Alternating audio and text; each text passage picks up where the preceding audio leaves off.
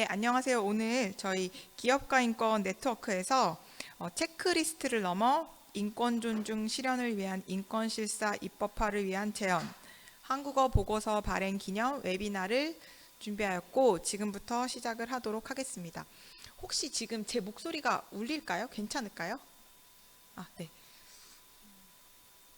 네, 저희가 기업가 인권 네트워크는 한국의 여러 환경단체 그리고 인권단체 그리고 공익변호사 단체들이 연대체로 함께 일을 하고 있는 연대체고요. 저희는 주로 해외에서 한국 기업이 야기하는 인권 침해 또 환경 파괴 문제에 대해서 한국에서 이것을 어떻게 대응할 수 있을지 연대체로 대응을 해오고 있는 단체입니다.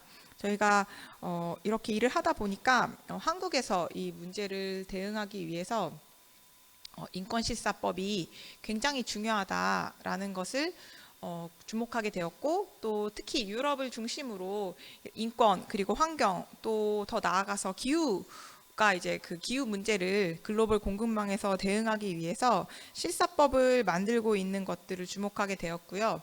오늘은 특히 그래서 이런 인권 실사, 환경 실사와 관련돼서 법제화를 할 때 어떤 점들을 유의해서 이제 해야 할 필요가 있는지에 대한 좋은 보고서가 있어서 저희가 그것을 한국어로 번역을 하였고 그 내용을 또 이제 직접 저자를 초대해서 들어보고자 자리를 마련했습니다. 네, 그래서 오늘 웨비나는 방금 말씀드린 대로 그 체크리스트를 넘어 보고서 저자 중에 한 명인 조셉 윌드 램징 연구원 분이 오셔서 발제를 해주실 예정이고요. 여기 지금 걸스카웃 현장에는요, 영어로 그 발제 내용이 그대로 전달이 될 예정이고 혹시 한국어 통역이 필요하신 분들은 저희가 이제 저 뒤에 QR 코드가 있는데 줌으로 접속하시면은 한국어 통역을 들으실 수 있습니다.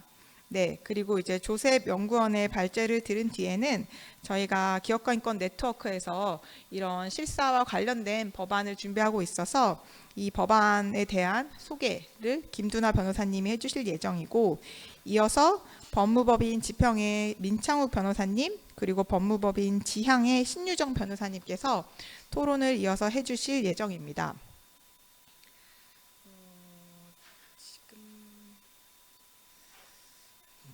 지금 혹시 호스트로 지금 조셉이 지금 접속을 해 있는지 지금 유럽 시간이 살짝 저희가 좀 이르긴 한데요. 저희가 시간을 조정하다 보니까 저희가 4시 반 그리고 이제 현지 시간이 8시 반에 저희가 이제 미팅을 하기로 했는데 아직 접속이 확인이 안 됐다고 해서요.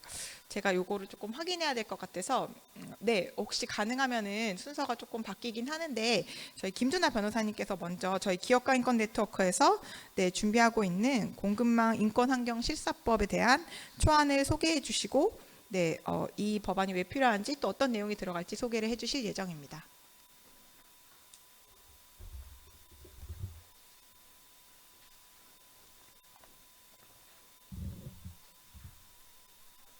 네, 이겼나요? 이제. 네, 안녕하세요. 저는 기업가 인권 네트워크와 공익인권 변호사 모임 희망을 만드는 법에서 활동하고 있는 김두나라고 합니다. 사실 앞에 발제해 주신 보고서에 대해서 좀 소감을 먼저 나누려고 했는데, 네, 저는 먼저 읽어봤기 때문에 사실 그 보고서 내용을 읽으면서 저희도 한국에서 인권실사법을 제정할 때 놓치지 말아야 할 것들이 무엇인지 깊이 고민할 수 있는 어떤 보고서라서 저도 도움이 많이 됐던 것 같습니다.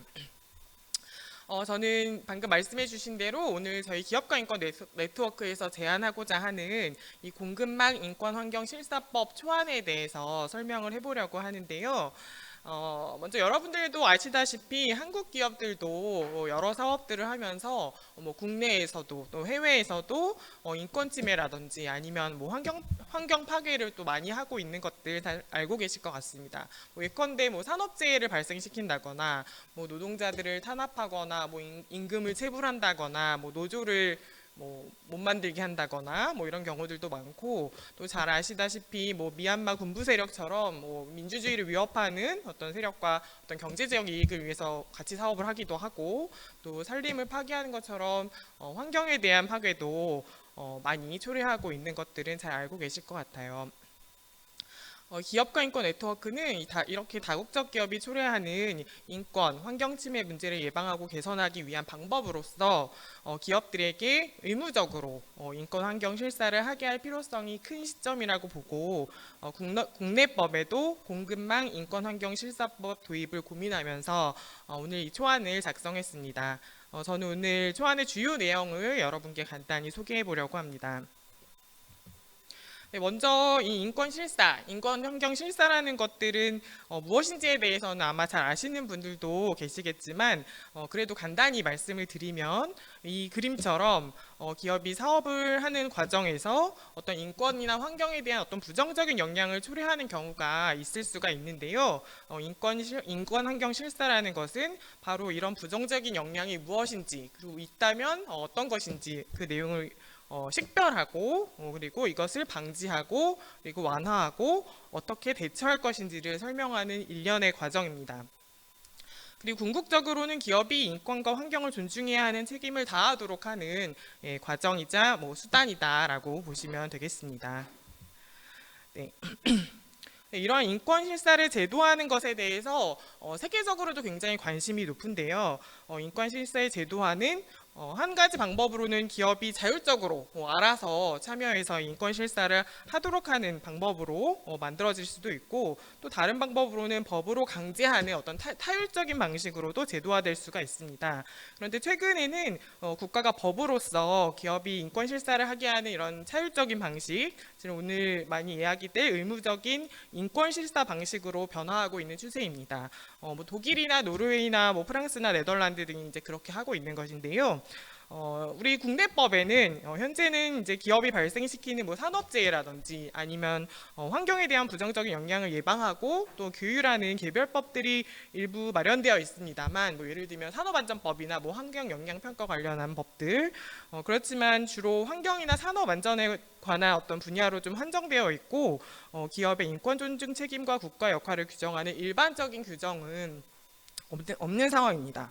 그리고 현행 법만으로는 이 해외 사업이 굉장히 높은 해외 사업 비중이 높은 이제 한국 기업의 어떤 역외적인 인권 침해 사안들, 그러니까 해외와 관련된 인권 침해 사안에 대응하기가 좀 부족하고 또 그와 관련된 피해자 구제에 관한 측면도 충분히 고려되지 못하고 있는 것이 지금 우리 국내법의 어떤 좀 한계라고 보실 수도 있겠습니다. 그리고 이 기업이 자발적으로 인권 환경 실사를 이행하게 하는 것만으로는 이 국제적으로 발생하고 또 복잡하고 다양한 방식으로 발생하고 있는 이 기업의 인권 환경 침해 문제를 대응하기에는 불충분한 상황입니다. 따라서 한국 정부도 이제는 법으로서 기업들에게 의무적인 인권 환경 실사를 강제하는 것이 필요하고 이를 통해서 실질적으로 기업의 인권 환경 침해를 예방해야 되는 시점입니다. 네, 그러면 이제부터 저희 기업가 인권 네트워크에서 제안하는 공급망 인권 환경 실사법의 초안의 주요 내용을 소개하겠습니다. 우선 법 전체 구성을 목차로 한번 보시면 좋을 것 같은데요. 제가 주요 내용만 다 남지는 않고 목차로 정리를 했는데 1장은 이제 총칙으로서 기업의 인권 환경 존중 책임을 규정하는 부분을 으로 구성하고 2장에서는 기업이 경영 차원에서 인권 환경 위험을 관리할 수 있는 시스템을 구축해야 한다는 내용과 관련된 내용을 규정합니다. 그리고 3장에서는 인권 환경 실사 절차 전반에 대한 내용을 규정하고 4장에서는 기업의 인권 환경 실사를 지원하고 관리 감독하는 기구인 인권 환경 기업 위원회의 설치 그리고 그 역할을 규정하고 5장에서는 이 기업이 인권 환경 실사를 미이행했을 때에 관한 어떤 권리 구제에 대한 내용, 6장에서는 이 법 위반 시에 기업에 부과되는 벌칙을 대해서 규정하고 있는 것이 이 전체적인 초안의 구성입니다. 네, 그러면 구체적인 내용을 이제 살펴보도록 하겠는데요. 먼저 저희는 이 법에 기업의 인권 환경 존중 책임을 명시할 것을 제안합니다. 이 법에 이렇게 기업은 타인의 인권과 환경을 침해하거나 그리고 또 침해에 관여하지 않아야 하고 그리고 피해자에게 적절한 권리 구제 수단을 마련해야 한다라는 이 인권 환경 존중 책임을 이렇게 명시하는 것은 이 법에서 정하고 있는 저희가 오늘 많이 이야기할 인권 환경 실사라는 것이 어떤 기업의 투자나 뭐 평판 이런 것에 관한 리스크 관리 차원이 아니라 기업의 인권 환경 존중을 위한 것임을 분명히 하는 것이라는 점에서 중요합니다. 그리고 다음으로는 기업의 인권 환경 침해 예방을 위해서 인권 환경 실사의 기준, 즉 기업이 예방하고 완화하고 대처해야 하는 인권 환경 위험을 특정한 영역으로 한정하기보다는 보편적인 인권 환경 기준을 법에서 제시할 것을 제안합니다. 이에 따라서 이렇게 법에는 일단은 국내법 그리고 한국이 가입하고 비준한 인권 노동 환경과 관련된 국제 조약이나 협약을 규정해서 이 법의 어떤 명확성을 또 확보하고 또 이에 더해서 이에 포함되지는 않더라도 기후 위기 등과 같이 어떤 인권 환경에 관한 사항들도 규율할 수 있도록 어느 정도 확장 가능성을 두어서 기업이 폭넓게 인권 환경 존중 책임을 다하게 하도록 규정하는 것을 제안드립니다. 그리고 이어서 이 법에 따라서 인권 환경 실사를 해야 하는 대상 기업은 어느 기업이 될 것인가에 대해서는 지나치게 또 넓게 적용을 하면 기업에 좀 과도한 부담이 될 수도 있지만 또 한편으로 너무 좁게 적용을 하면 의무적 인권 환경 실사의 취지가 몰각될 가능성도 중요하게 고려돼야 될 것 같습니다. 따라서 원칙적으로는 모든 기업을 인권 환경 실사 적용 대상으로 정하되 중소기업 같은 경우에는 규모를 좀 고려해서 의무를 좀 일부 완화하거나 또 적용 대상에서 일부 제외할 수 있도록 하는 것도 고려해 볼 필요는 있습니다. 그러나 중소기업의 경우에도 어떤 인권 환경 침해 위험이 큰 사업을 할 때 이런 경우에는 규모와 상관없이 실사 의무를 부담하게 할 필요도 있다는 점도 중요하게 고려돼야 될 것 같습니다. 네, 그리고 다음으로 인권 환경 실사의 범위에 대한 부분인데요. 이 부분은 사실상 이 법에서 가장 중요한 부분이라고 할 수 있겠죠. 아시다시피 이제 다국적 기업이 여러 복잡한 방식으로 이제 사업을 하고 있습니다.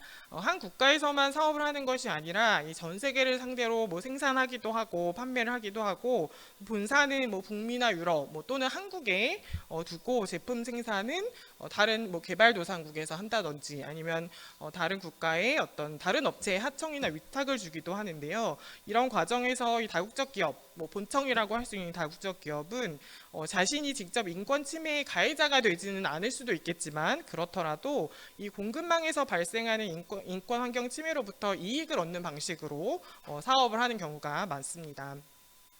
이러한 현실을 고려해서 볼 때 인권 환경 실사의 범위를 기업 자신의 사업뿐만 아니라 이런 공급망 내에서 관계 맺고 있는 이 다른 기업의 사업도 대상으로 할 것을 규정할 필요가 있습니다.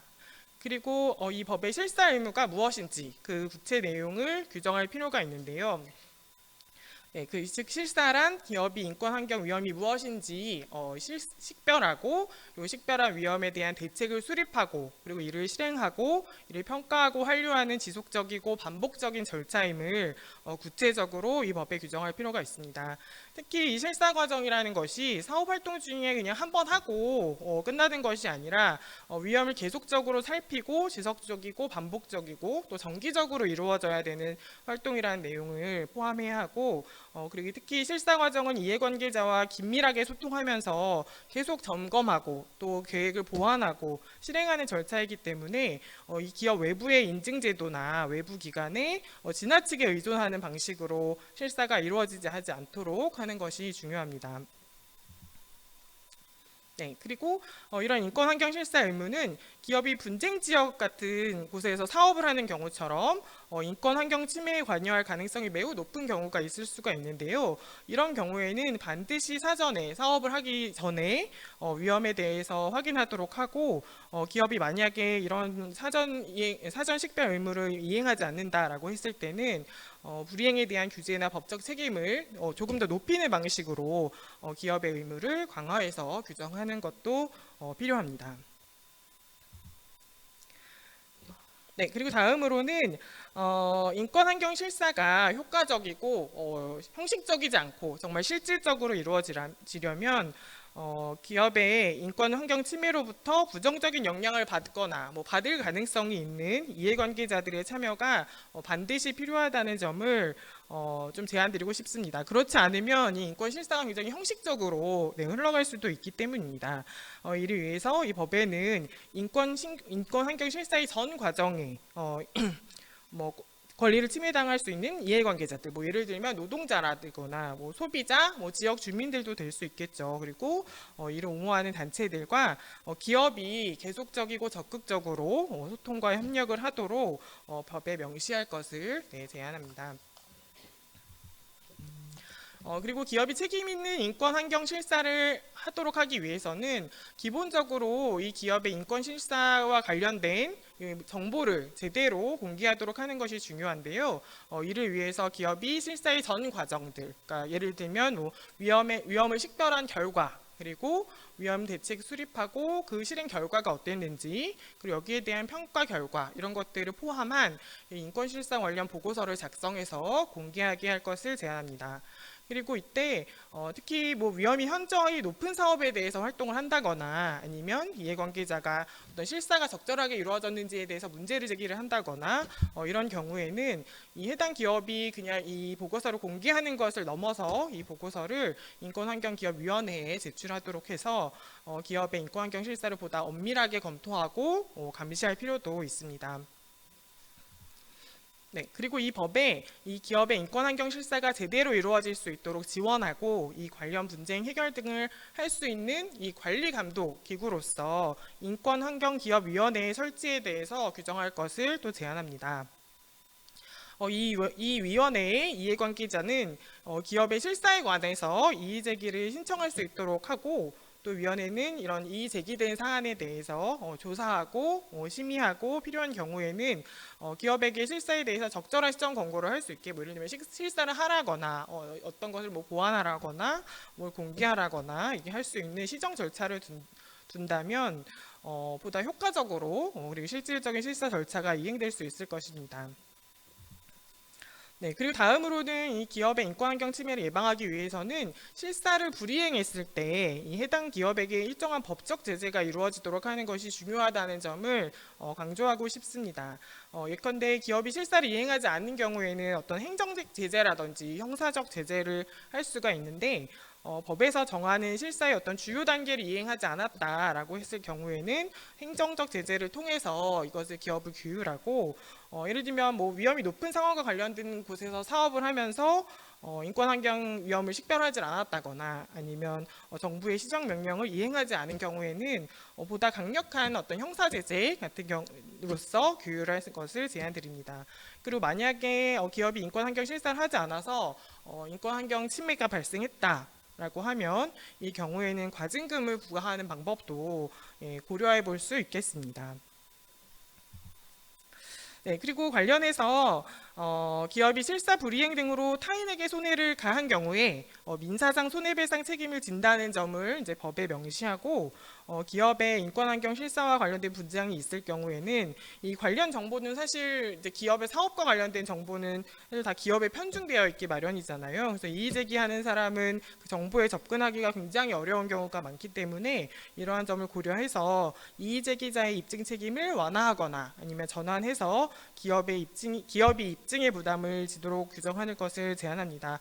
국내법에서는 이미 이제 남녀고용평등법이라거나 장애인차별금지법이나 공익신고자 보호법 같은 경우에서 기업에 의한 어떤 인권 침해나 차별, 부당한 처우가 발생했을 때 입증 책임을 전환하거나 완화해서 이 입증 책임의 부담을 사업주, 사용자가 지도록 하는 점들을 참고해 볼 수 있겠습니다. 네, 이상으로 이제 저희 기업가 인권 네트워크가 제안하는 공급망 인권 환경 실사법 초안 중에서 주요한 내용들을 살펴보았습니다. 이 디테일한 부분들은 더 수정하고 보완돼야 되겠지만, 중요한 것은 우선 이 법이 어떤 기업이 인권 환경 실사를 했다는 그 사실만으로 기업의 인권 침해나 환경 파괴나 이런 것들에 대한 책임을 면제해주는 근거로 작동해서는 안 되고, 궁극적으로 기업의 관행을 좀 변화시킬 수 있고, 그리고 기업의 인권 환경 침해를 예방 공급망 방지할 수 있는 수단이 되어야 된다고 생각하고요. 그리고 이 법이 기업이 인권 실사를 제대로 하지 못했을 때 책임을 물을 수 있고 또 피해자들에게 구제를 제공하는 분명한 법적 근거가 되어야 된다고 생각합니다. 오늘 이 자리에도 많은 분들이 참석해 주셨는데요. 이것과 관련해서 좋은 의견 더 많이 나누어 주시면 감사하겠습니다. 네, 감사합니다. 네, 김두나 변호사님 감사합니다. 네, 시간도 굉장히 정확하게 네, 맞춰주셔서 감사드리고요. 네, 굉장히 방대한 법안 내용이지만 시간상의 이유로 간략하게 요약을 해주셨는데 어쨌든 오랜 경험을 바탕으로 그런 인권 침해 또 환경 파괴 피해자들에게 도움이 되기 위한 법안이 어떠한 모습이어야 하는지 고민을 오랫동안 해주신 것이 굉장히 중요하다고 생각을 합니다. 네, 아까 저희 주요 발제자분이 제 시간에 들어오셨는데 이게 줌에 뭔가 문제가 있어가지고 제가 좀 파악을 잘 못해서 네, 이렇게 순서가 바뀌게 된 거 양해를 구하고요. 네, 그러면 원래 이제 첫 번째로 발제를 하기로 했던 보고서의 저자인 조셉 연구원을 초대해서 네, 발제를 들어보도록 하겠습니다. Yes, hello everyone. I'm so sorry that I was late. Can you hear me well? I can see. There we go. Yes, actually, I was here and I was able to listen to everything that was being said by the previous speaker and also with Shin Young. So I was very happy, but I couldn't contribute myself. I couldn't indicate that I was here or speak, but now I can. So. Yeah, let me first say thank you so much to my colleagues and my friends at KT&C Watch and Shin Young particularly for the invitation to be here today. I'm very excited when Shin Young and I met in Brazil at an OECD Watch meeting about a month ago. Shin Young told me about this possibility and the opportunity to speak to you, and I was very excited because things are moving so quickly now in Europe and in the Netherlands and in Brussels on due diligence legislation. And it's just a very exciting time. And the possibility or the thoughts of also having our partners and our friends in Korea and in other places join in this movement, this global movement that we have, looking to make due diligence go from soft law into hard law is very exciting. So I'm very happy to be here today, and I want to say thank you also to the previous speaker because she has mentioned many of the important points from our report. And it's very good to see many of these issues also being looked at and being considered by our Korean partners and our Korean friends. And I will just seek to complement a little bit some of those points. But let me first introduce myself. My name is Joseph, as Shin Young said.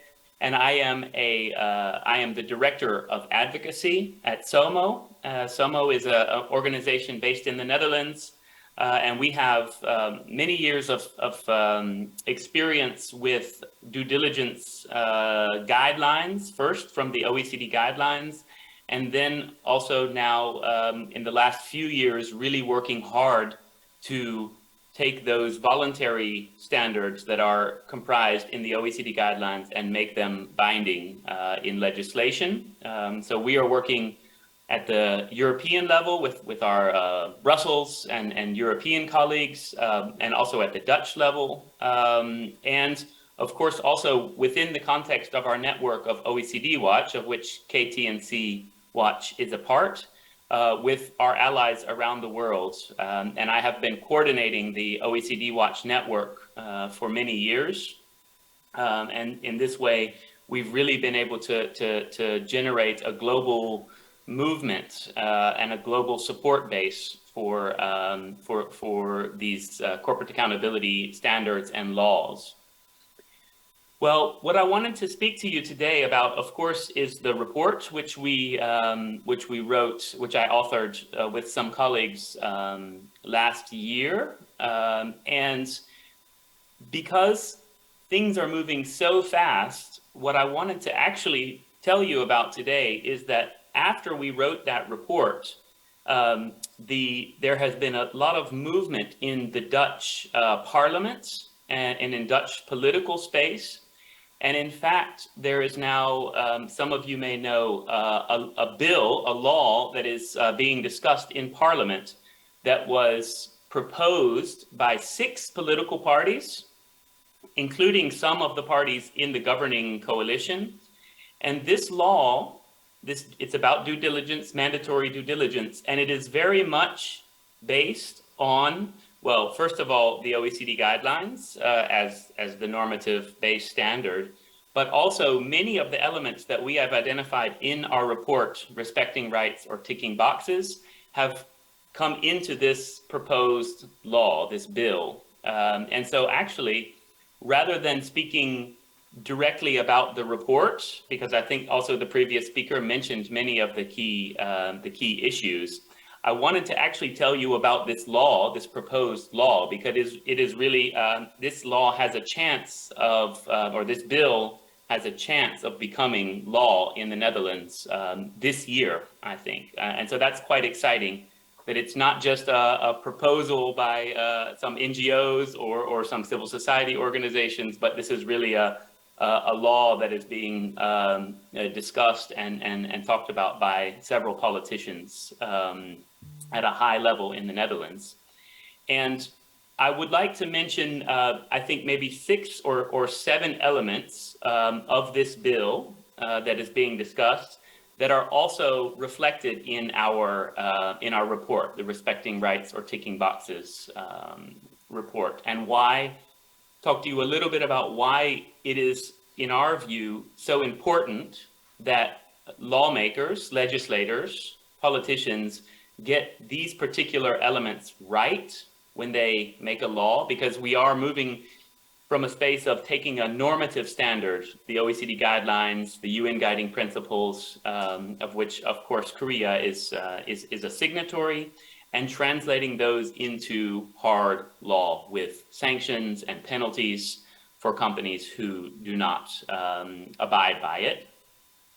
And so in this process of translating the normative standards into hard law, obviously there needs to be some adjustments or some tweaking, some translation of certain concepts. And it's really important that certain concepts be done correctly in order for the legislation to actually be effective in achieving its aim. And that's of course what the Respecting Rights or Ticking Boxes report is about, because if we get these things right, we can move to a situation where corporations are respecting human rights. And if we get these things wrong, we move to a situation where corporations are just checking the boxes and then continuing with the business as usual, which is lots of human rights and environmental violations. And so we want to make sure that we get to the former. So a couple of elements from the bill, and again, I'm speaking about, this is not just what's in the SOMO report. This is what's in the actual legislation, the legislative proposal. So this is something that, these are things that are being discussed. And you will recognize many of these from the previous speaker, but I think it's important, again, to show that a legislative proposal in the Netherlands is speaking with these. And maybe just also quickly to let you know that this bill was proposed in Parliament at the end of last year, in November, 1st of November, 2022, again by 6 political parties, including some that are in the governing coalition. And now there are debates in Parliament starting this year about this bill.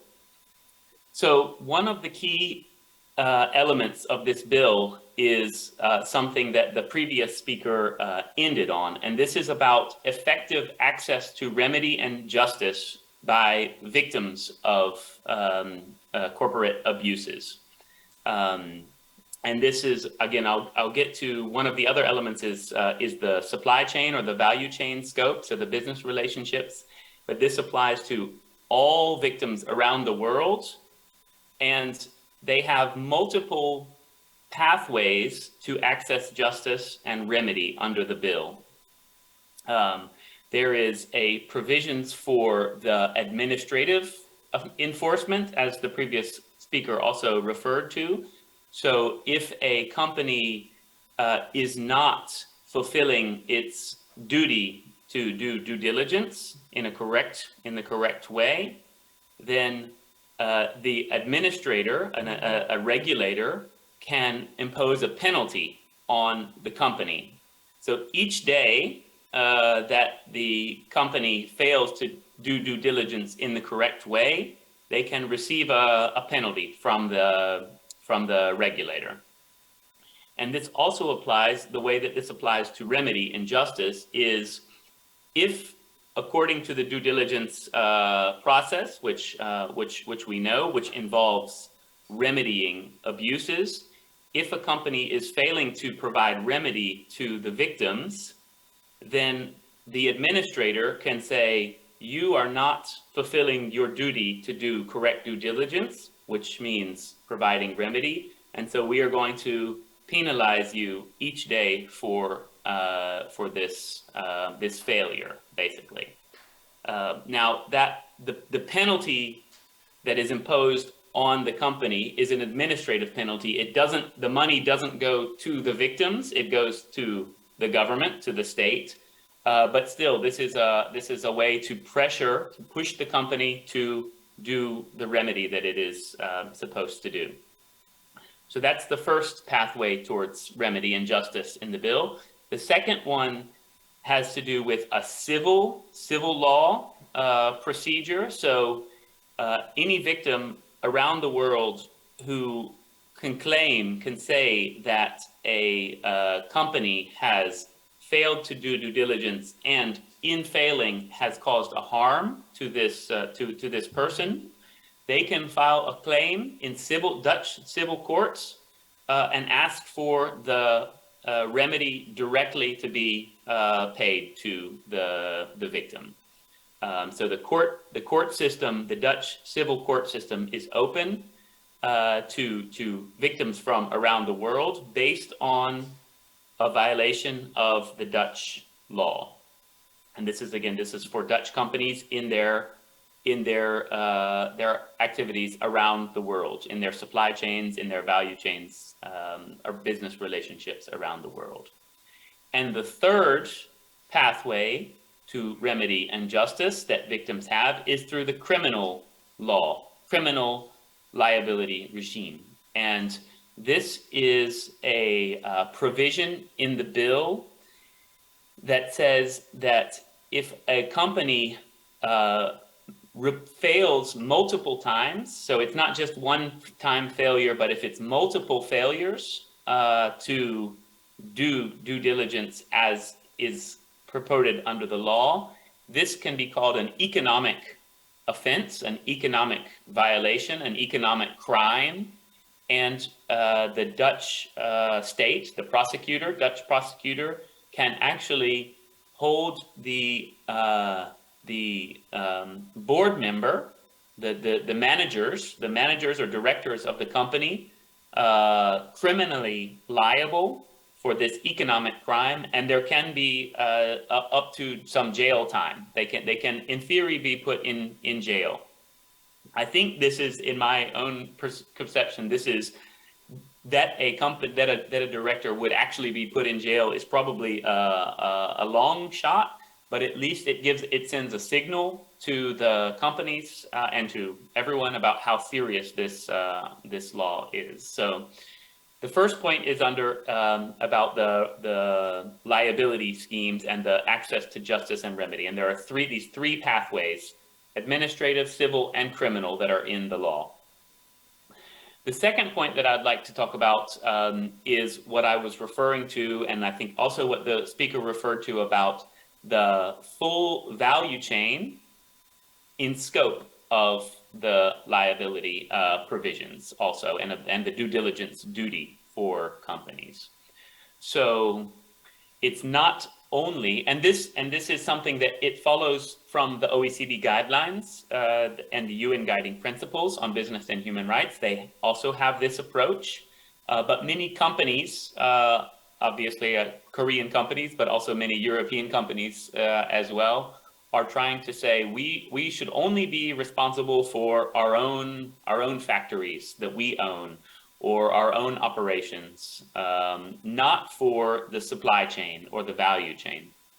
And what this bill says is, no, you are also responsible in different ways, but you are also responsible as the company for doing due diligence to address impacts throughout your business relationships. And this is important, obviously, because we know that for Korean companies and for European companies, most of the impacts, the human rights impacts, the environmental impacts, they don't occur in the company's own factories, but in the supply chain somewhere or in the value chain. So this is very important for activating these companies' duty to try to address those impacts as well. And another element that is quite important, and that is a big debate now in Europe, at least in Brussels, but it is clearly in this Dutch bill, is that the responsibility for the value chain not only means the supply chain, what comes before, so the minerals or the components for your products, and what happens in those processes. So what happens in the mines, where the minerals are mined, or what happens in the component factories. You are responsible for this. This is the upstream supply chain. But also, you are responsible for the downstream supply chain. What happens with your product after you sell your product? And this is, I think, very important for Korean companies as well, for all companies, but particularly I have seen many cases or several cases of Korean companies who manufacture things like, weapons or technology, so surveillance technology or spy technology. Or I saw one case of this Korean company that manufactured tear gas, so something that's used by police. And if the company is selling these products, spy technology or weapons or tear gas, to a repressive government, authoritarian government in, let's say, I don't know, Myanmar or Middle East somewhere, and those governments or other businesses, but also governments, are using those products to commit human rights violations, this bill, the Dutch bill, says as company, you are also responsible for trying to address that. And that means probably you should stop selling your weapons or your technology to those repressive governments. So this is another way to make sure that companies in Korea or in Europe are addressing the full value chain of the impacts, upstream and downstream. So this was the second point. The third point, and you'll have to tell me, Shin Young or the translator, tell me if I'm going too fast. I'm speaking too fast. The third point that I want to mention is about climate change. We know, of course, that climate change is one of the most crucial and most important and most urgent issues that we are dealing with around the world today. And the Dutch bill, the Dutch law, says that climate change is an impact, is a problem, is a negative impact that companies must seek to prevent in their due diligence. So the climate change is explicitly mentioned, and companies need to also try to reduce their CO2 emissions, because that's obviously what contributes to climate change. And they are also required to have a climate plan, where they lay out their own path for how they are going to reduce their emissions.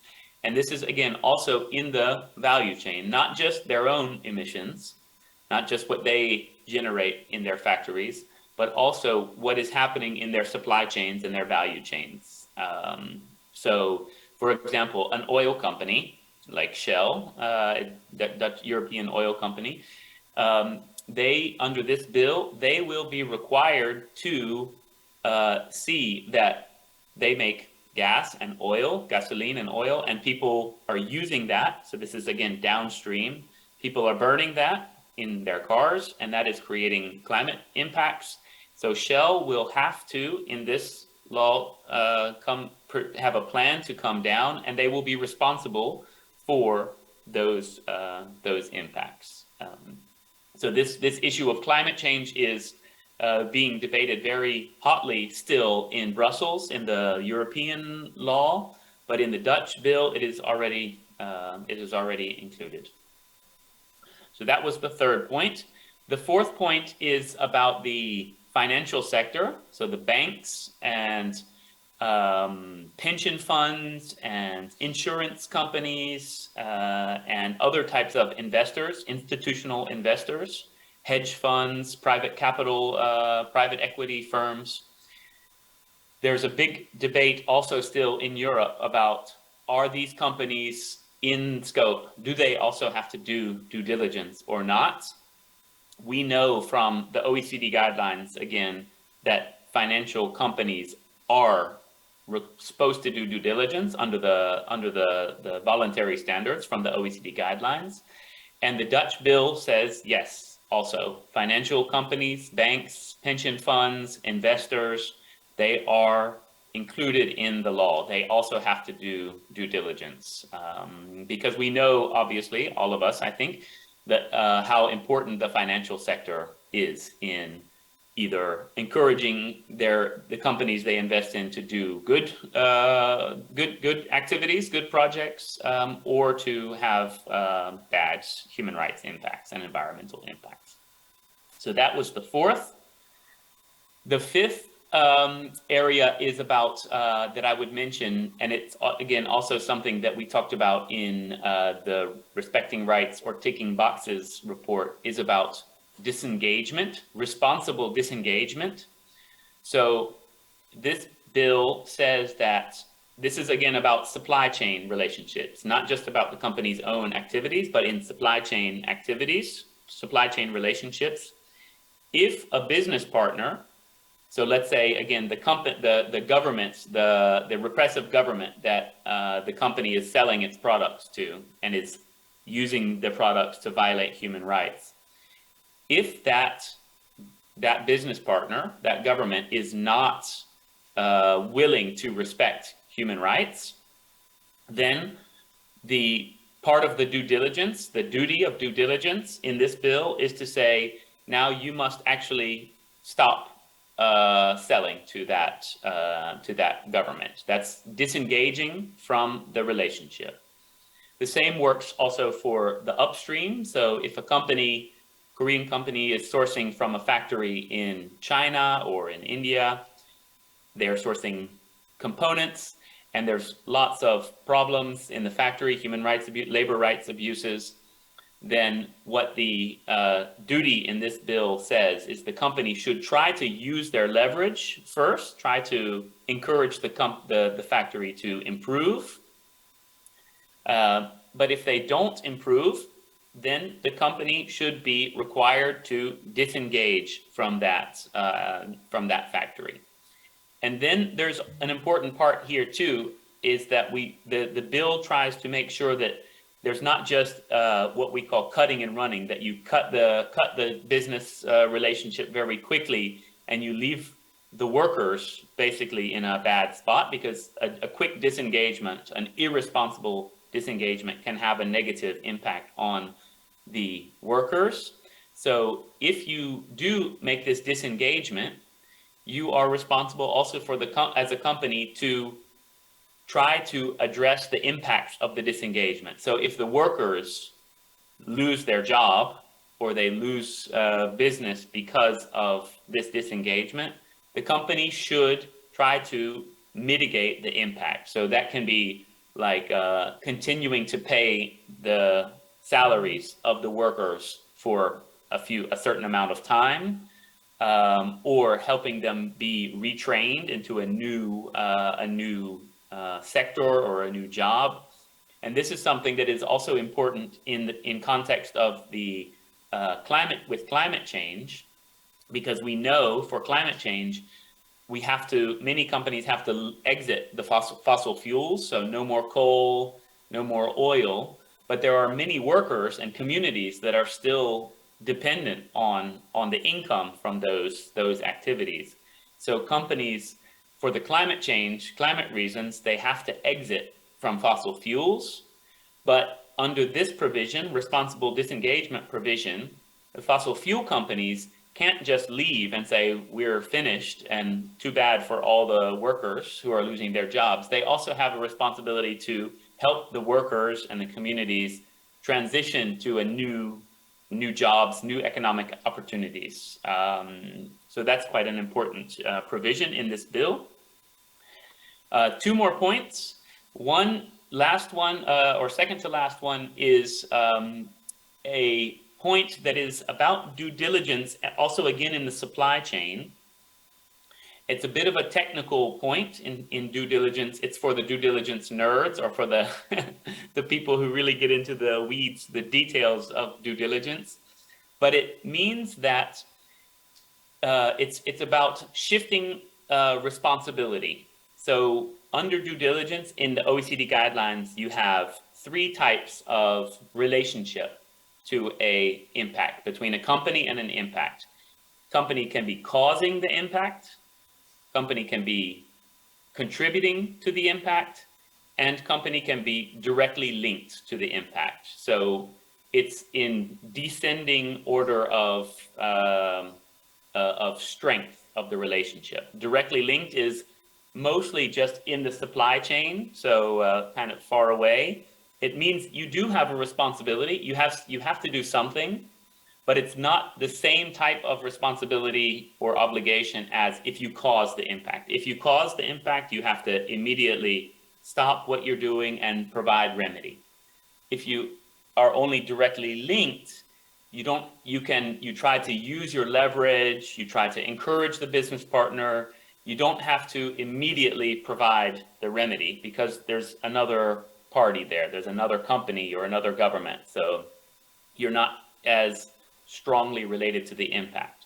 But what this provision in the law, in the bill, says is that you don't just, if you are indirectly linked, you're trying to use your leverage that it improves, but it's not improving. You don't just stay in this relationship, because if you keep buying from this company and it's still violating human rights, it's still not respecting the OECD guidelines or the due diligence provisions, it's still having lots of problems, and you keep buying, at some point you become part of the problem. So you shift from directly linked to a situation of contributing. And this means that your responsibility also increases, your obligation increases.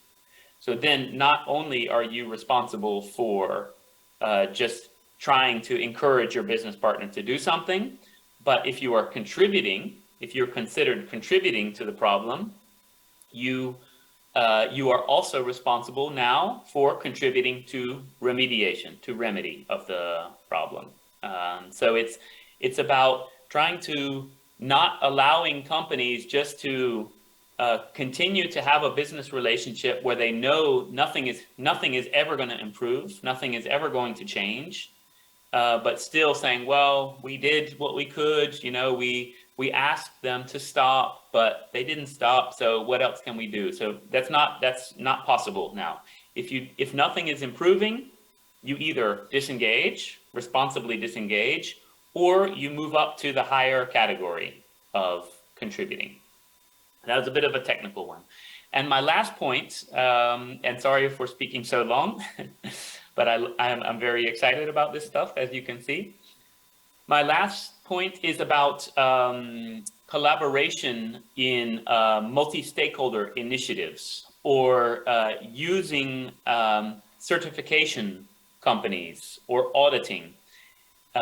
We know for many years that certification and auditing schemes can have a lot of problems because the certifiers, they work for the companies. They want the business for the companies, and the auditors, they work for the companies pay them. So they don't want to be too critical. They want to have the company, continue to use their services.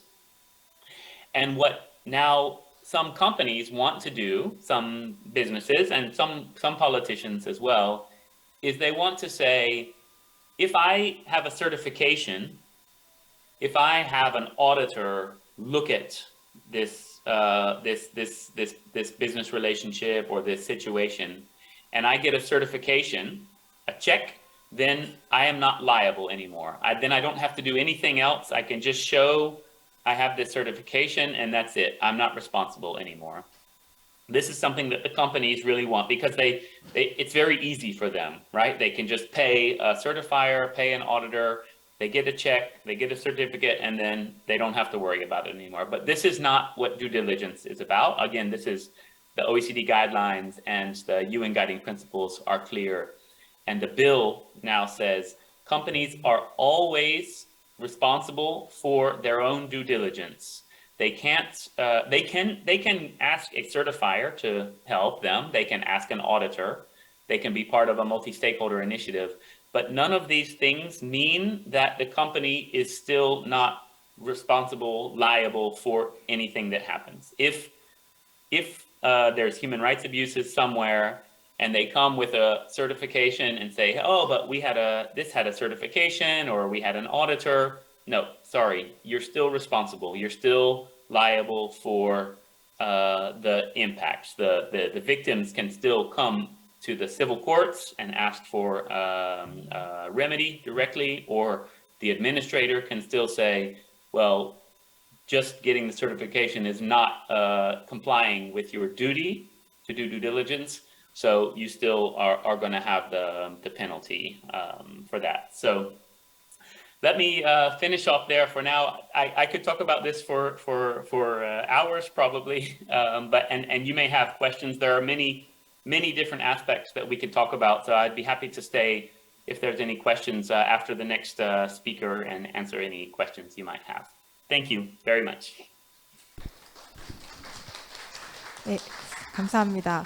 네, 제가 중간에 시간 다 됐다고 사실 메시지를 보냈는데 너무 열정적으로 이야기를 하고 또 마지막에 굉장히 좀 중요한 이야기를 해주신 것 같아서 저희가 이제 원래 보고서 내용 위주로 부탁을 드렸는데 말씀해 주셨던 것처럼 지금 현재 네덜란드에서 진행 중인 법안 관련해서 논의를 해주셨는데요. 굉장히 생생한 이야기 들을 수도 있어서 네, 의미가 있었고 또 네.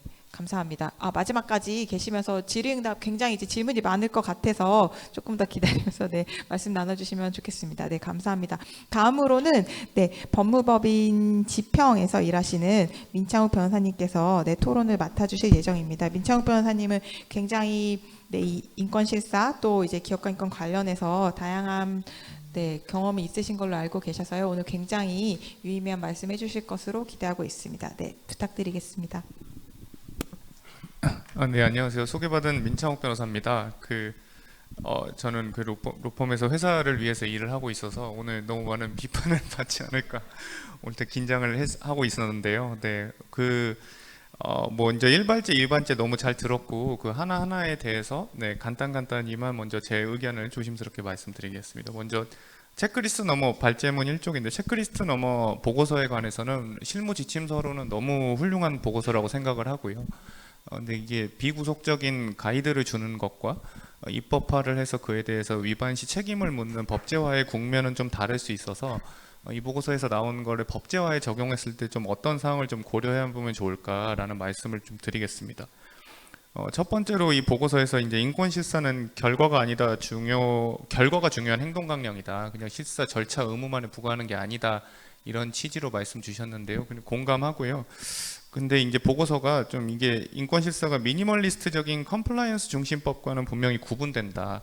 그래서 실사의 적정성을 지속적으로 측정 평가하면서 필요한 조정을 해야 된다고 좋은 결과를 도출하기 위해서 이거 말씀을 하셨는데 그 어떤 컴플라이언스 문헌도 우리는 미니멀리스트적이다 이렇게 얘기하지 않거든요. 컴플라이언스 자체도 기업 범죄를 예방하려고 만든 거고 끊임없이 그 프로그램이 효과적인지 현실에서 작동하는지에 대한 연구를 많이 하고 있어서 이거를 미니멀리스트적이다 이렇게 전제를 이렇게 두고 평가하는 게 적절한지 뭐 이런 의문이 약간 들었고요. 그래서 인권 실사가 정말 결과가 아니라 결과가 중요한 행동 강령이라는 게 단순히 레토릭이 아니라 좀 이게 법제화 관점에서 다른 컴플라이언스 영역과 어떤 본질적 차이가 있는지 좀 고민이 좀 더 필요하지 않나.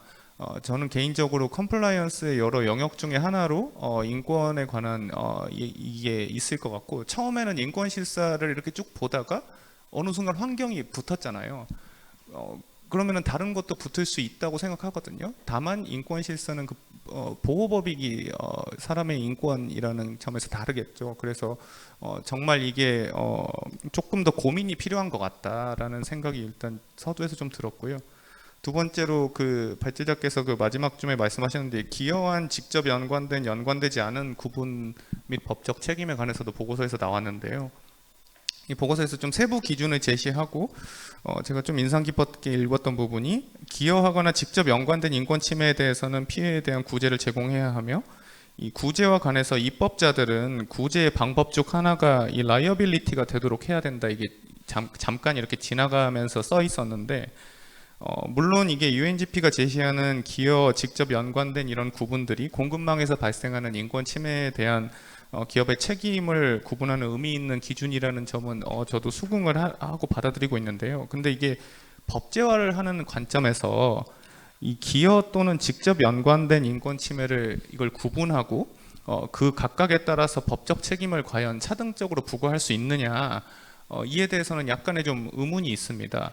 이게 법제화로 들어오면 이게 민사 책임이라면 뭐 상당인과 관계에 관한 우리 법리가 있을 거고 만약 형사 책임이라면 보통 이게 제3자의 인권 침해에 연루됐는지의 이슈에서 문제되는 국면이라면 뭐 방조범, 뭐 공범 이런 법리들이 있을 텐데 이거를 대체하는 어떤 기여나 직접 연관되니 과연 우리가 법제화로 만들 수 있을지는 잘 실무상 가이드로서 이외에 그래서 이게 유럽연합 의회가 2021년 3월 10일에 발표한 실사법안에서 그 19조가 이제 민사책임 거기 규정에는 야기하거나 기여한 인권 영향에 대해서만 책임을 진다는 취지의 문헌이 있었는데 이게 작년에 발표된 CSDDD 안에서는 빠져 있더라고요. 그래서 이런 부분들이 조금 고민이 되었었고 그다음에 세 번째로 공시소통 정보에 대한 적절한 규정을 보고서가 얘기를 하고 있는데 이게 보고서가 인권 실사의 맥락에서 소통과 보고는 다른 지속 가능성 보고라든지 비재무 보고와 범위, 빈도, 방법 측면에서 근본적으로 다르다. 그리고 기업이 인권 실사의 적정성을 입증하기 위해 최대한의 정보를 공개해야 된다 이렇게 얘기를 하고 있는데 당연히 이해관계자의 소통은 다양한 방법으로 광범위하는 게 바람직하겠죠. 근데 UNGP도 그냥 일반적인 소통과 공식적 보고를 구분하고 있고 공식적 보고는 심각한 그러니까 시비어한 인권 영향에 대해서만 보고를 하고 있는 것으로 저는 읽었습니다. 또한 이게 일반적인 인권 실사 절차에 대한 어떤 보고 의무와 실제로 개인에게 침해가 발생했을 때 보고 의무는 또 다를 수도 있겠다는 생각을 해봤고요. 이와 관련해서 그 노르웨이 투명성법의 그 발제문 이쪽에 각주 2에 나온 것도 1조는 정보 공개에 관해서 1조는 공개해야 된다. 다만 2조는 뭐 이러이러한 사정에 있어서 정보 공개가 거부될 수 있다. 이 중에 뭐 경쟁상의 이유, 영업 비밀 같은 조항도 있고요.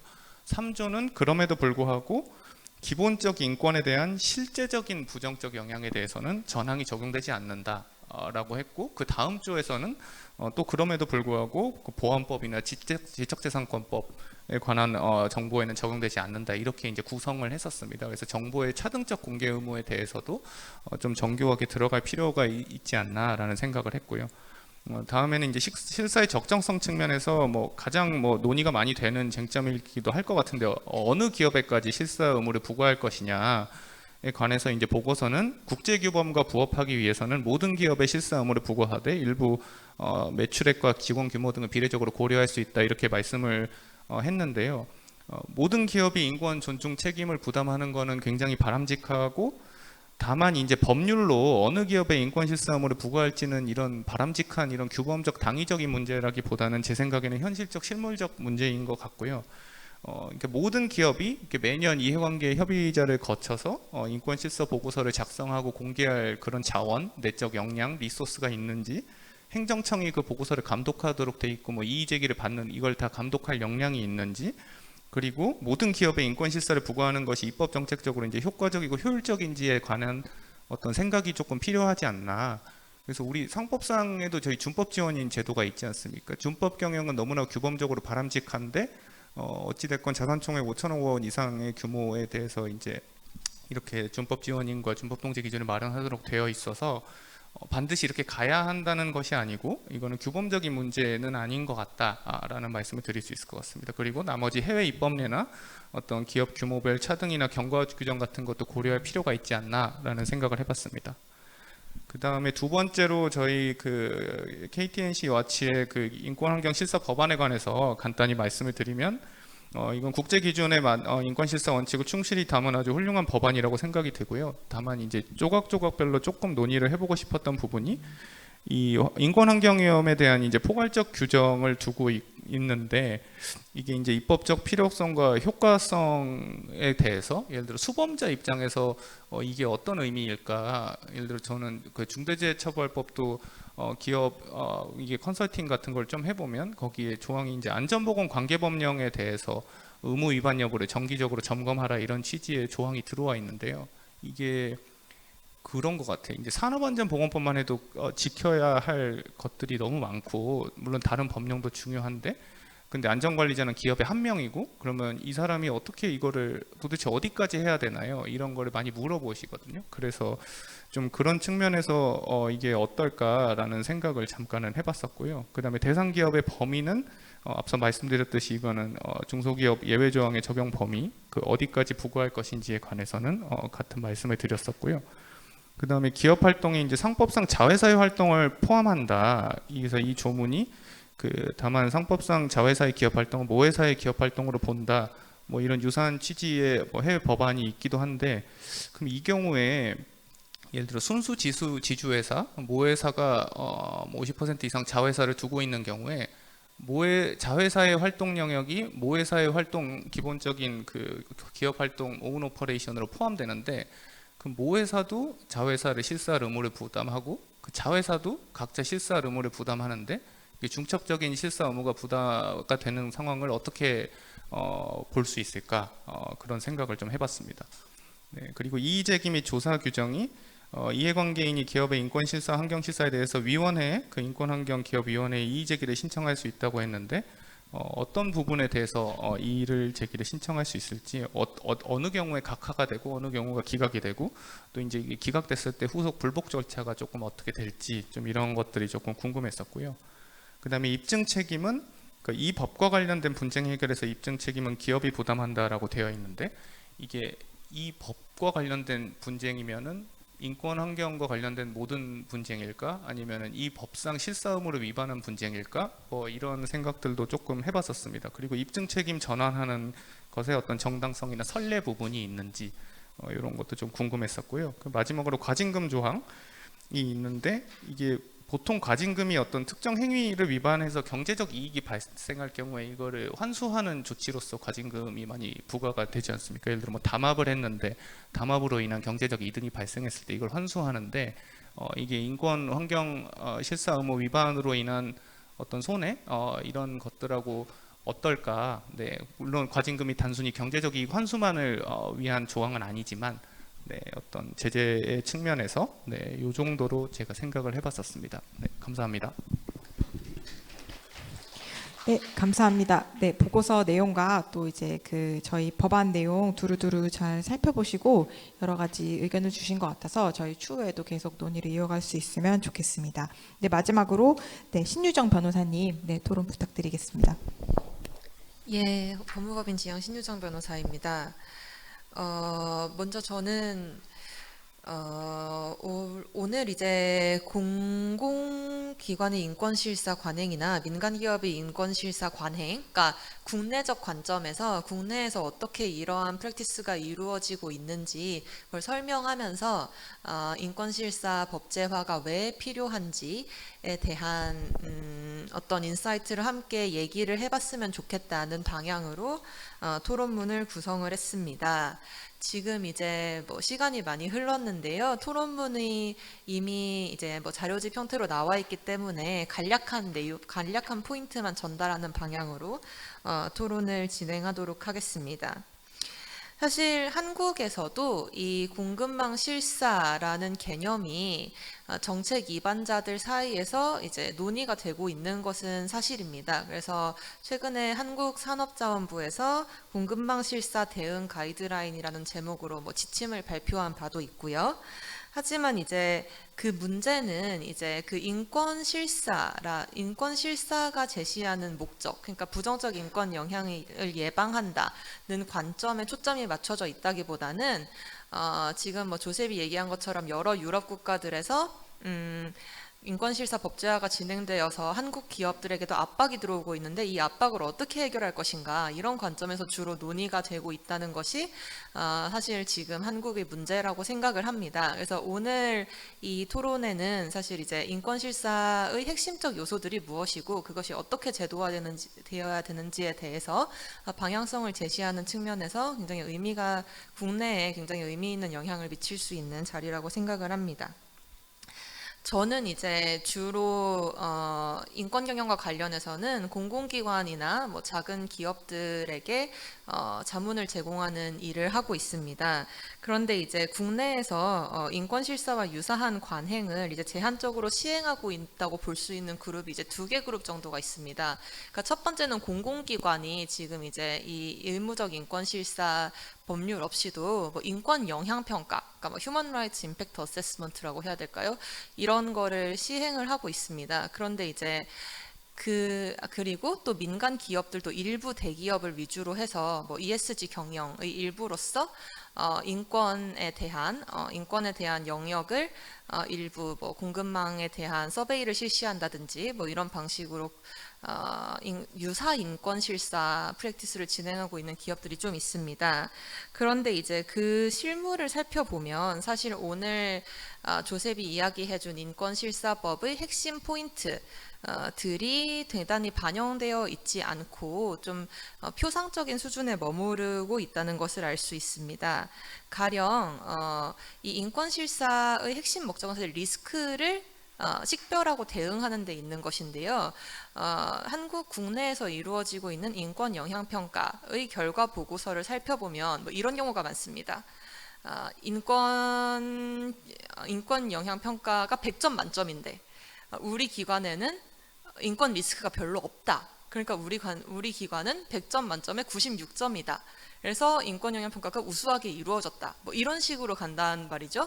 근데 이게 리스크를 식별을 해서 어떤 리스크가 식별하는 것이 있는지 파악하는 것이 평가의 목적이 되어야 되는데 우리 기관은 리스크가 없으니까 우수해. 이런 주장을 하는데 인권 영향 평가가 활용되고 있는 현실입니다. 그래서 이런 현실에 비추어 볼 때 오늘 이제 뭐 이 보고서나 조셉이 소개해준 보고서나 KTNC 측에서 소개해주신 법령에 소개된 인권실사의 개념을 명확하게 법제화하는 것이 굉장히 도움이 될 것이라고 생각을 합니다.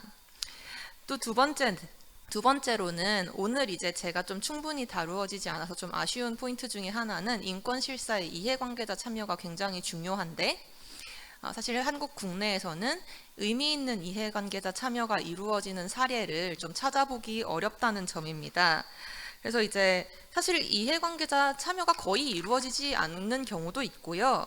또 이제 이해관계자 참여가 이루어지더라도 기업이 접근하기 쉬운 이해관계자, 예를 들면 고객이나 주주나 투자자, 또 자체 임직원, 같은 굉장히 제한적인 범위에서만 이해관계자 참여가 이루어지는 경우가 다반사입니다. 그런데 이제 오늘 소개된 보고서나 또 이제 기업가 인권 네트워크에서 소개해 주신 법률안을 보면 이해관계자 참여에 대한 사항이 굉장히 중요하게 강조가 되어 있는데요. 이러한 법제화가 이루어진다면 이런 국내 관행을 개선하는 데 도움이 될 것이라고 생각이 됩니다. 그 밖에도 조금 몇 가지 포인트가 있는데 이거는 생략을 하고요. 제가 오늘 발제를 들으면서 좀 느낀 점에 대해서 추가적으로 말씀을 드리겠습니다. 오늘 이제 저도 이제 조셉이 얘기했던 듀 딜리전스 너드 중에 하나고, 그래서 오늘 조셉이 강조해준 포인트 중에 두 가지를 좀 하이라이트하고 싶습니다. 첫 번째는 이제 민창옥 변호사님께서도 얘기해 주셨던 부분인데, 공급망에서 야기와 기여와 연관에 대한 기업의 책임을 구분하는 부분입니다. 이게 이제 민창옥 변호사님께서 이제 야기, 기여, 연관을 구분하는 게 기업 입장에서는 좀 어려울 수 있다. 뭐 이런 취지로 좀 말씀을 해주시고 이제 입법자들이 그러한 좀 기업 입장에서 예측 가능성을 고려해 주셨으면 좋겠다. 뭐 이렇게 말씀을 하신 것 같은데, 사실 저는 이 야기와 기여와 연관의 개념을 인권실사 법제에 통합하고, 그리고 각 유형에 따라서 기업이 어떤 책임을 지는지 명확하게 보여주는 것이 오히려 기업이 공급망, 너무나 넓잖아요. 공급망이란 개념이. 넓은 공급망에서 어떠한 행위를 해야 되는지 알려주는 좀 예측 가능한 지표가 될 수 있다고 생각을 합니다. 왜냐하면 공급망 전체에서 기업이 직접 인권 영향을 야기했던 것과 동일한 책임을 져야 한다면 사실 그거는 좀 이행 불가능한 수준이 될 수 있는데, 이제 야기, 기여, 연관의 티어를 나누어서 연관된 경우에는 어떠한 조치를, 또 야기한 경우에는 어떠한 조치를 취해야 되는지 구분하는 게 사실 공급망에서 좀 이행 가능한 형식으로 기업의 책임을 규정하는 방식이라고 생각을 합니다. 그래서 오늘 조셉이 얘기해준 포인트 중에 shifting responsibility라는 부분이 있었는데요. 공급망에서 단순히 연관되어 있는 인권 침해라고 할지라도 이게 인권 침해에 연관되어 있다는 걸 알고도 계속 비즈니스 관계를 지속하는 시간이 길어지면 그게 이제 좀 더 기업이 더 강한 책임을 질 수 있다. 뭐 이런 부분이었는데, 이거는 이제 향후 국내에서 법제화하는 과정에서도 이러한 요소를 통합해서 충분히 논의할 수 있는 부분이라고 생각을 합니다.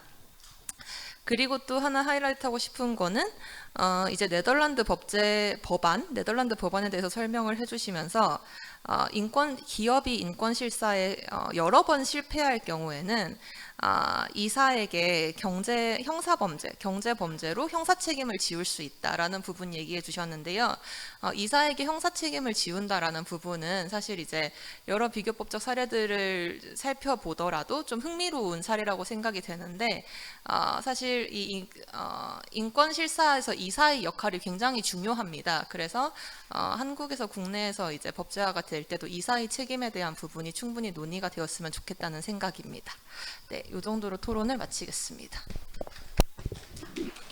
네, 변호사님 감사합니다. 시간을 배려해 주셔서 굉장히 중요한 내용을 짧은 시간에 말씀해 주셨는데, 변호사님 토론문 잘 써주셔서요.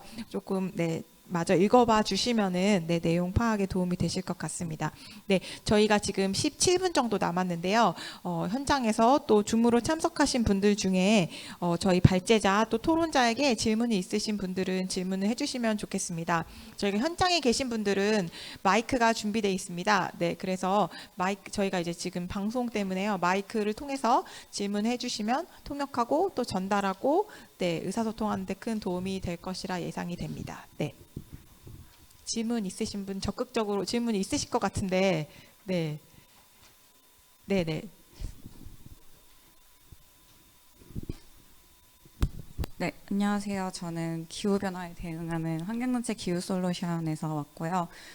사실 인권 실사 쪽이 항상 환경 실사랑 같이 이렇게 묶여서 얘기가 많이 나와서 잘 모르긴 하지만 이렇게 좀 이렇게 넘어서 많이 듣기도 했는데, 조금 오늘 좀 궁금했던 부분이, 저희가 이제 공급망 실사를 한다고 하면은 직접 사업장뿐만 아니라 그 공급망에 연결된 모든 이제 사업의 어떤 실사로 그 범위가 확대가 된다고 얘기를 해주셨는데, 그러면 예를 들어서 뭐 전기 자동차처럼 공급망이 굉장히 복잡한 산업의 끝단에 있는 기업일 경우에는 그 실사의 그러면 책임 범위가 엄청 넓어질 것 같은데, 이게 그러면 그 공급망 내에서 예를 들어서 본인들의 직접 사업장에서는 뭐 큰 문제가 없었는데 거래하는 거래처에서 만약에 어떤 문제가 발생을 했다 이러면은 아까 얘기가 나온 것처럼 그 끝단에 있는 기업에는 책임이 과연 어느 정도 간다고 볼 건지, 이런 부분들이 많이 좀 어려울 것 같고, 또 약간 그 책임의 범위가 이제 점점 더 가중되는 부분이 있기 때문에 이런 부분에 대해서는 좀 어떻게 보고 계신지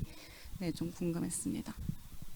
네, 혹시 질문을 일단 취합한 다음에 제가 나눠서 좀 질문을 대답한 분들을 나눠서 해보도록 하겠습니다. 네, 저쪽에도 지금 나연필 국장님.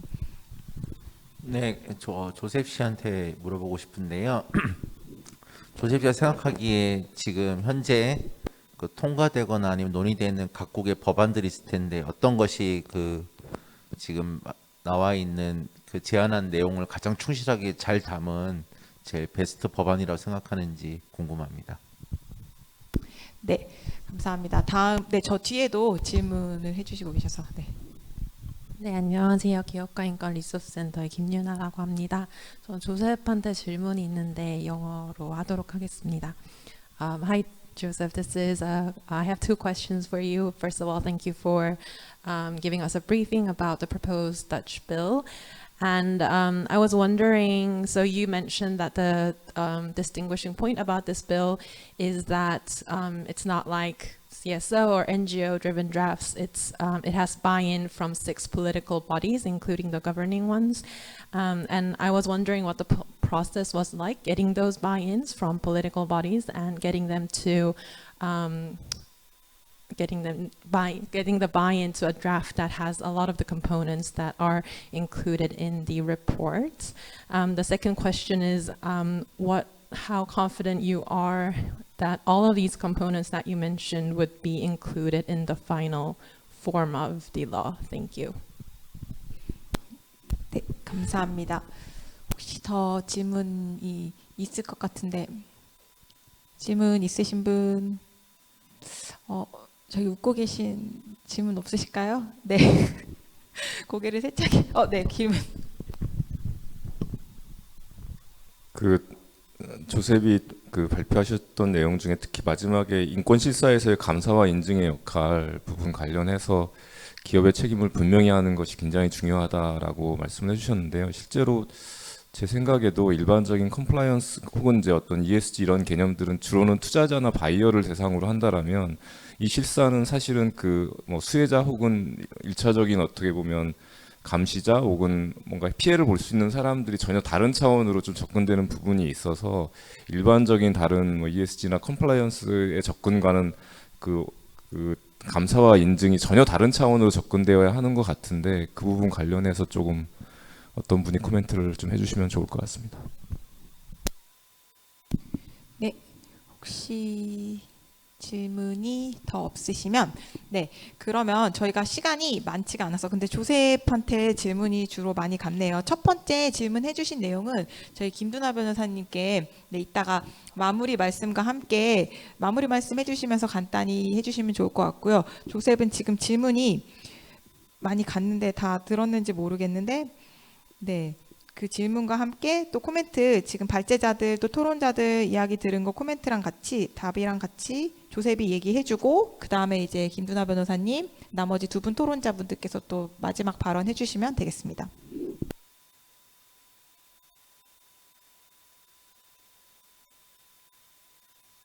Yes, thanks everyone. Thank you for the great questions. And I want to take a minute very quickly to congratulate the translators, the interpreters, because that is excellent. I don't know how the English to Korean translation is, but the Korean to English translation is really good.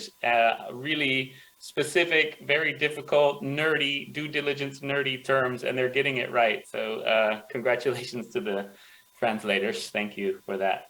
Yeah, thank you for all the excellent questions. I will start actually with there was a question from the last speaker, actually, which I thought was a good one, that actually relates to the question, the first question from the audience, I think, about the climate relationship of companies in the value chain with climate.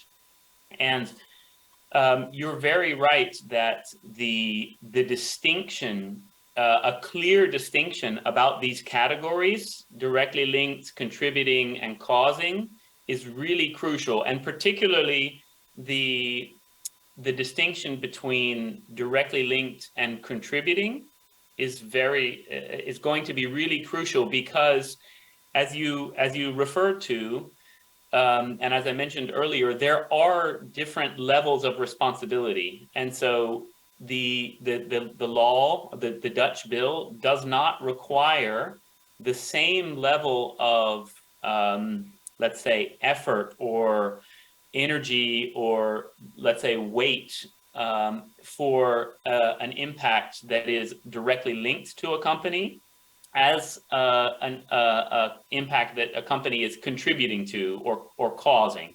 Actually, causing and contributing, they're actually quite close together.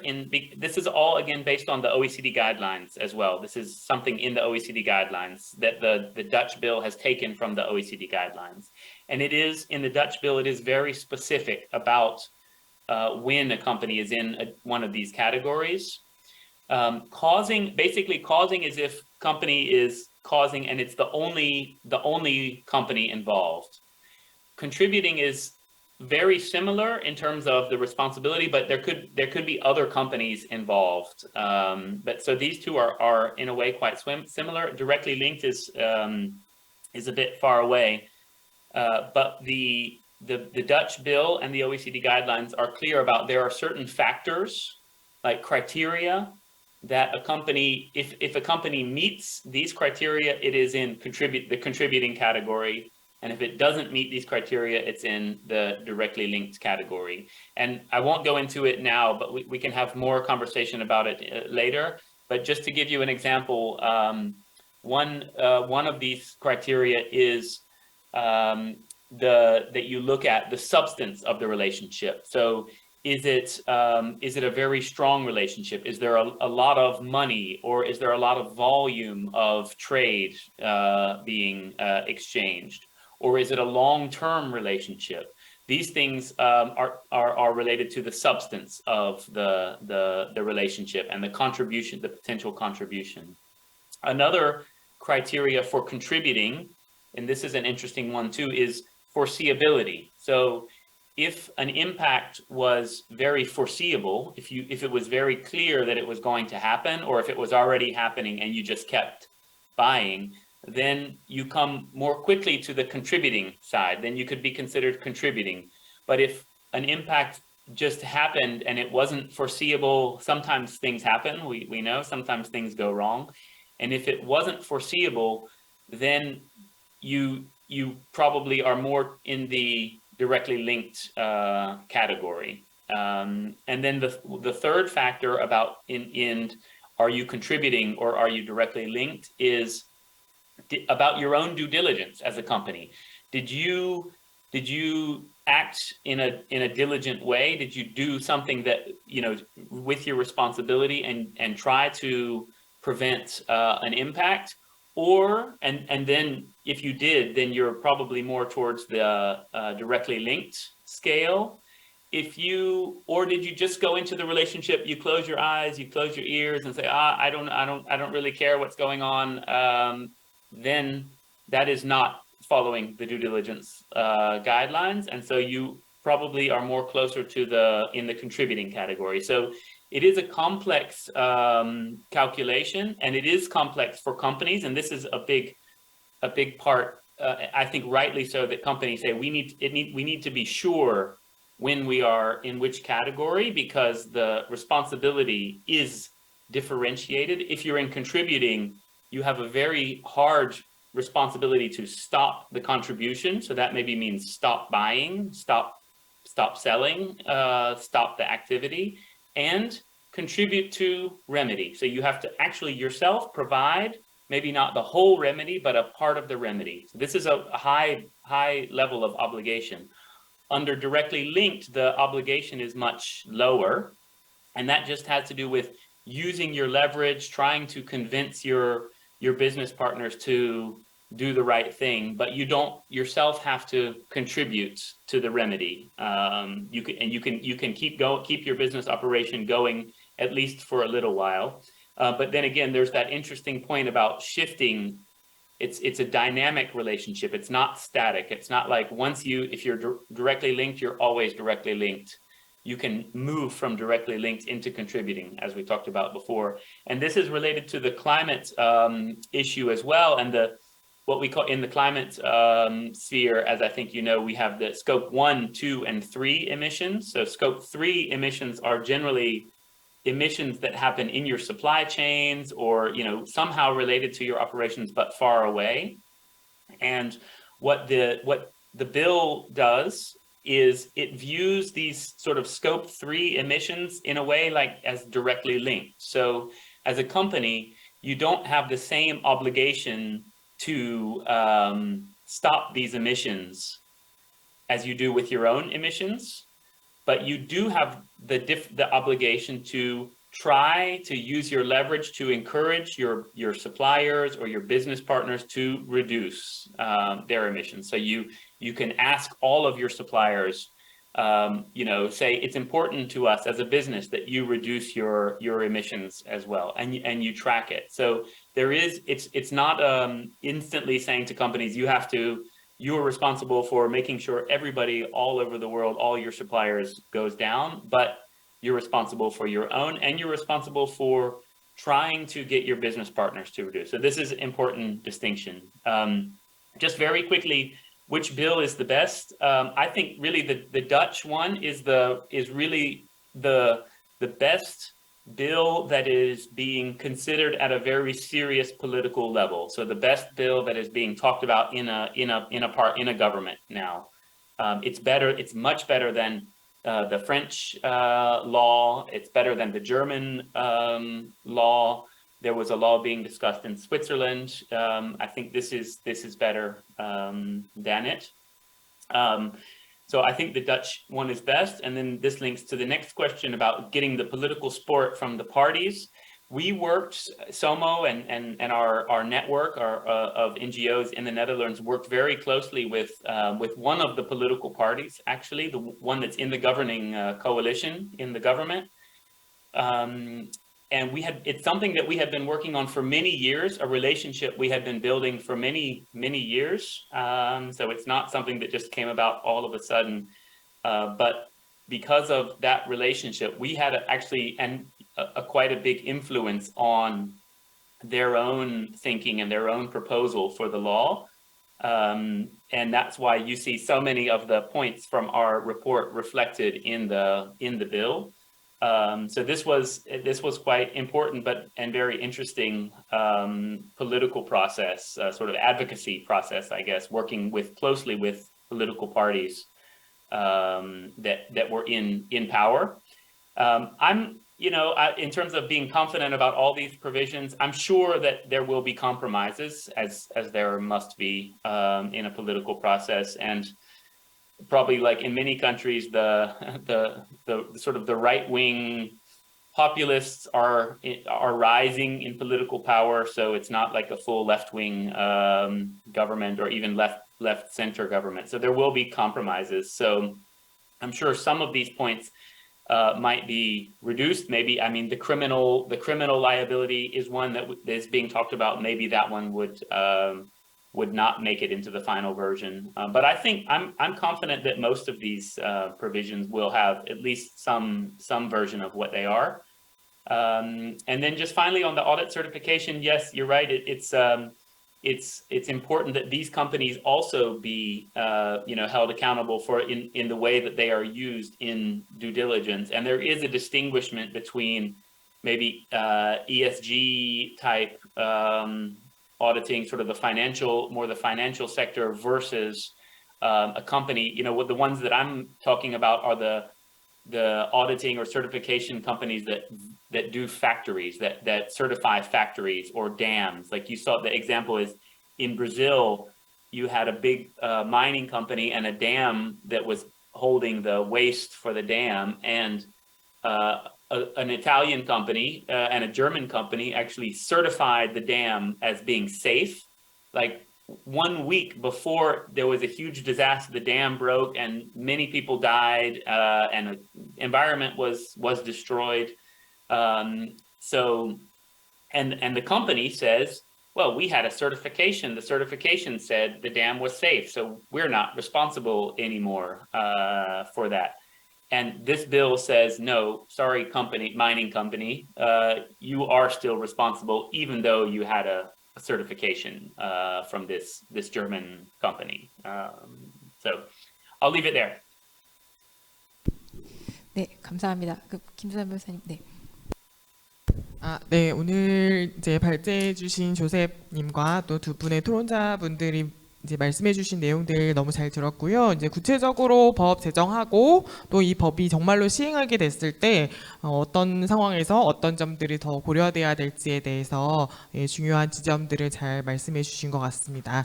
네, 감사합니다. 그리고 아까 이제 말씀해 주신 것과 관련해서는 좀 이제 조셉님도 좀 말씀해 주신 것이지만 사실 끝단에 있는 어떤 회사에 대해서, 하청업체에 대해서 본청의 책임은 다를 수 있고 또 실사하는 방식도 전 다를 거라고 생각하거든요. 그러니까 당연히 직접 실사하는 경우도 뭐 있을 수 있겠지만 그거는 현실적으로 어려울 것 같고, 뭐 하청 기업 계약하는 기업의 하청 기업에 어떤 뭐 실사를 요구하고 또 어떤 그 하청 기업이 또 자기의 하청 기업에게 실사를 요구한다든지 아니면 어떤 계약 조건에 넣는다든지 이런 방식으로 실사하는 방식은 다를 수 있지만 본청이 끝에 있는 그 기업의 어떤 인권 환경 침해에 대해서도 뭐 직접 침해하는 것과는 좀 다를 수 있겠지만 어느 정도 책임을 지게 해야 한다는 것이 이제 이 법의 전 중요한 취지라고 생각을 하고요.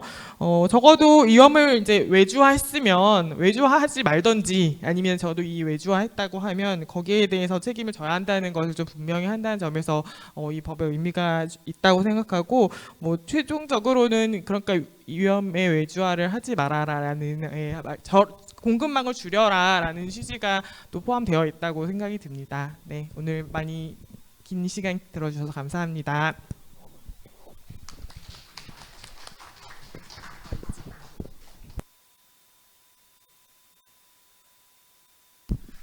예, 오늘 너무 좋은 말씀 주셔서 감사드리고요. 그냥 제 생각에는 이거를 법안에 통과시키려면 설득을 해야 되잖아요. 근데 인권 실사가 약간 만병통치약이다, 이게 답이다, 이런 전제를 깔고 가면은 저는 잘 모르겠어요. 저는 그냥 컴플라이언스의 어떻게 보면 일환일 수 있고 물론 특수성이 있지만 그것과 뭐가 다른지, 우리 뭐 민법에 그던 것과 뭐가 다른지 이런 부분들을 한 번 더 고민해 주시고 설득하면 저는 통과가 되면 좋겠거든요. 네, 그래서 그런 부분들에 대해서 좀 좋은 결과가 있었으면 좋겠다라는 말씀을 마지막으로 드리겠습니다. 네.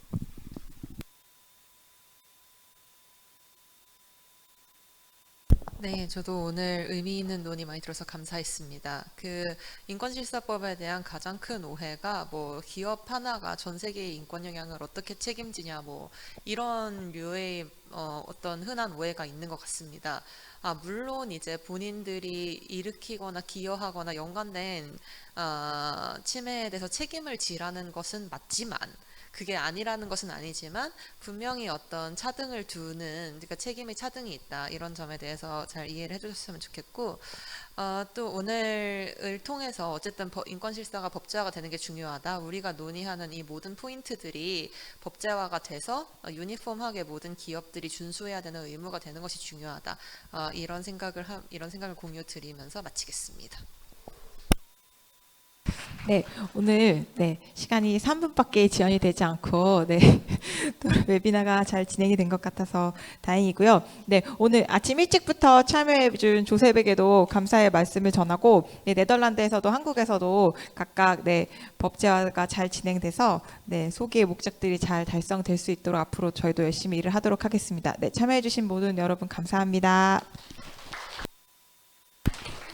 Bye, Joseph. Thank you. Bye.